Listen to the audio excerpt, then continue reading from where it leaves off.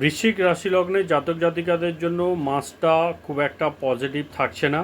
কর্মের দিক থেকে এটা আমি একটু পজিটিভ বলবো, যেহেতু দশমপতি উচ্চ অবস্থায় আপনাদের ষষ্ঠ স্থান দিয়ে গোচর করছে। যারা জব করছেন সার্ভিস রিলেটেড বিষয়ে তাদের জন্য ভালো। যারা কর্মের জন্য ইন্টারভিউ ইত্যাদিতে যেতে চান সেদিক থেকে আপনারা পজিটিভিটি লক্ষ্য করবেন।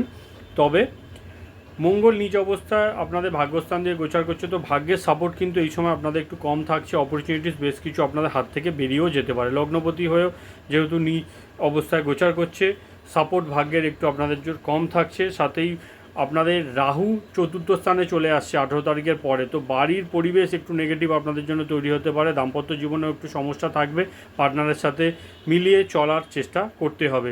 তো ওভারঅল মে মাসটা বৃশ্চিক রাশি লগ্নে জাতক জাতিকাদের জন্য অতটা পজিটিভ থাকছে না। আপনারা হনুমান চল্লিশা পাঠ করতে পারেন এবং দুর্গা চল্লিশা পাঠ করতে পারেন মে মাসটাকে পজিটিভ করার জন্য। নমস্কার।